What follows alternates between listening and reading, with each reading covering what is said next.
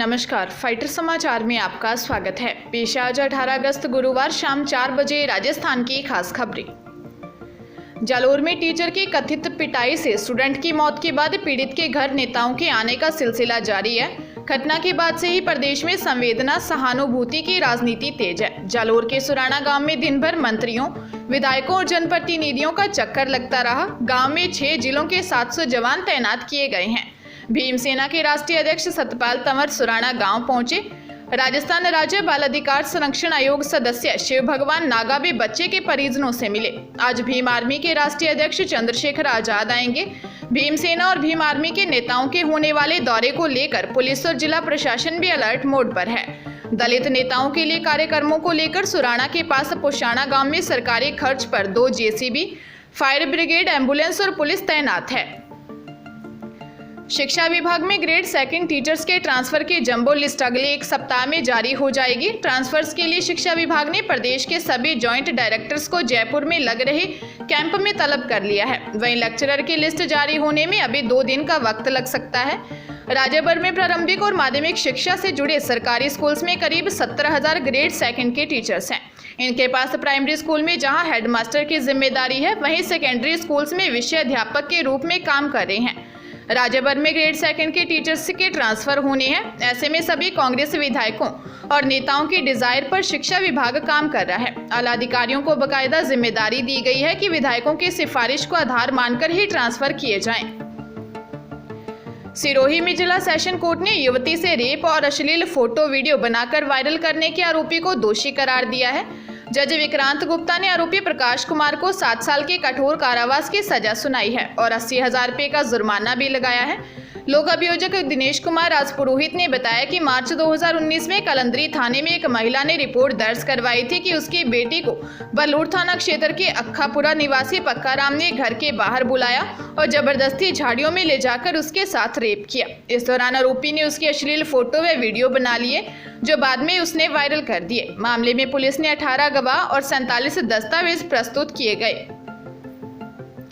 उदयपुर के जयसमंद, सलुम्बर, कोटड़ा इलाकों में बरसात ने हालात बेकाबू कर दिए हैं। इन इलाकों में 80 से ज्यादा गांवों का संपर्क टूट गया है। यहां की तमाम नदियां, नहरें उफान पर हैं। उदयपुर में 50 किलोमीटर दूर वली गांव में झामड़ी नदी के पुल से गुजरते हुए एक मिनी ट्रक नदी में बह गया। ट्रक में ड्राइवर समेत 3 लोग सवार थे। जानकारी में सामने आया कि ट्रक ड्राइवर को पुलिस ने आगे जाने से रोका था। वहां के लोगों ने भी तेज बहाव का हवाला दिया था, फिर भी ड्राइवर नहीं माना। ट्रक बह गया। उसके बाद 3 लोग गाड़ी के ऊपर आ गए। उसी इलाके के रहने वाले तेजा पटेल ने हिम्मत दिखाते हुए रस्सी के सहारे नदी में उतरे। तेजा ने एक-एक कर तीनों को रस्सी के सहारे नदी से निकाला। राजस्थान हाईकोर्ट ने छात्रों को उम्र सीमा में रियायत देने की याचिका पर छात्रों को राहत नहीं मिल पाई है। सीजे MM श्रीवास्तव ने कहा कि छात्र जीवन में चुनाव से ज्यादा जरूरी पढ़ाई है। आप लोगों को पढ़ने से नहीं रोका जा रहा है, इसीलिए अच्छे से पढ़ाई करें। वहीं नरेंद्र यादव द्वारा एडमिशन की याचिका को लेकर सुनवाई नहीं हो पाई। दरअसल राजस्थान में कोरोना संक्रमण की वजह से पिछले 2 साल से छात्र संघ चुनाव नहीं हुए थे। वहीं इस बार 26 अगस्त को छात्र संघ चुनाव के लिए वोटिंग होनी है। ऐसे में छात्र संघ चुनाव में भाग्य आजमाने के लिए बड़ी संख्या में छात्र नेता अपनी दावेदारी पेश कर रहे हैं। इनमें बड़ी संख्या में ऐसे छात्र भी हैं जो पिछले 2 साल से चुनाव नहीं लड़ पाए थे, लेकिन इस बार उनकी एज लिमिट 25 साल के पार कर गई है, जिसकी वजह से उन्होंने हाईकोर्ट में उम्र सीमा में छूट देने की मांग की थी। हाईकोर्ट के फैसले के बाद छात्र संघ चुनाव में शामिल होने की उम्मीद लगाए बैठे छात्रों की उम्मीदों पर पानी फिर गया है। अलवर जिले में जमीन का सौदा करने जा रहे स्क्रैप व्यापारी व उसके साले से दिन दिहाड़े बदमाशों ने 19,50,000 रुपये लूट लिए।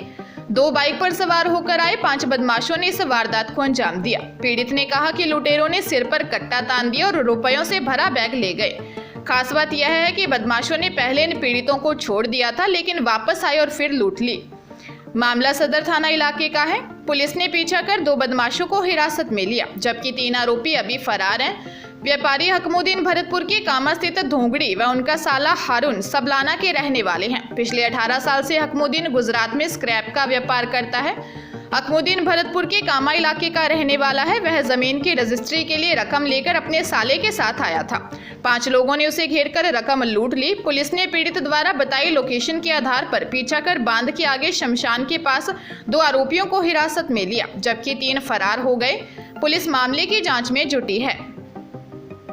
राजस्थान के 7 लाख सरकारी कर्मचारियों ने 24 अगस्त से आंदोलन की घोषणा कर दी है। गहलोत सरकार की ओर से खेमराज कमेटी का कार्यकाल बढ़ाने से राज्य कर्मचारी ने गहरी नाराजगी जताई है। इससे पहले बनी सामंत कमेटी की रिपोर्ट भी सरकार ने 3 साल बाद भी सार्वजनिक नहीं की है।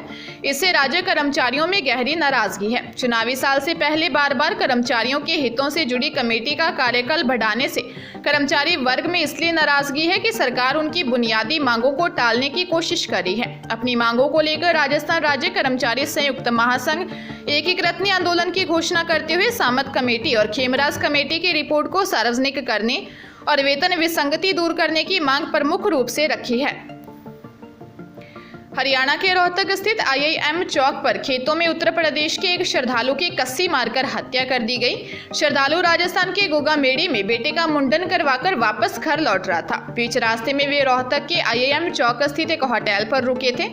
इसी दौरान वह पास के ही फार्म पर चला गया और वहां चौकीदार के साथ किसी बात को लेकर विवाद हो गया। विवाद इतना बड़ा कि चौकीदार ने कस्सी से ही श्रद्धालु पर हमला कर दिया, जिसके कारण मौके पर ही उसकी मौत हो गई। पुलिस ने आरोपी को गिरफ्तार कर लिया है। मृतक की पहचान यूपी के जिला अमरोहा निवासी करीब 35 वर्षीय मनोज के रूप में हुई है। शिवाजी कॉलोनी थाना प्रभारी निरीक्षक शमशेर सिंह ने कहा कि मृतक के पिता की शिकायत के आधार पर सांगी गांव निवासी जय भगवान उर्फ जग्गू को गिरफ्तार कर लिया है। पुलिस आरोपी से पूछताछ कर रही है। चित्तौड़गढ़ के भदेसर के शहीद राजेंद्र सिंह नगर में रिटायर्ड प्रिंसिपल के सोने घर में चोरी हो गई। रिटायर्ड प्रिंसिपल अपनी पत्नी के साथ जोधपुर में अपने बेटे के पास राखी का त्योहार मनाने गए हुए थे। इस दौरान चोरी की वारदात हो गई। सूचना पर भदेसर डिप्टी धर्माराम गिला, थानाधिकारी सज्जन सिंह मेजाप्ता पहुंचे और मौका मुआयना किया। रिटायर्ड प्रिंसिपल 65 वर्षीय रघुराज सिंह ने बताया कि अलमारी का लॉक टूटा हुआ था। अलमारी में रखे 65,000 रुपये नगद, आधा किलो चांदी के गहने, 8 तोला सोने के गहने और सोने चांदी के 30 से 40 सिक्के गायब थे। पुलिस ने पूरे मकान का मौका मुआयना किया और रघुराज सिंह की रिपोर्ट पर मामला दर्ज कर लिया है।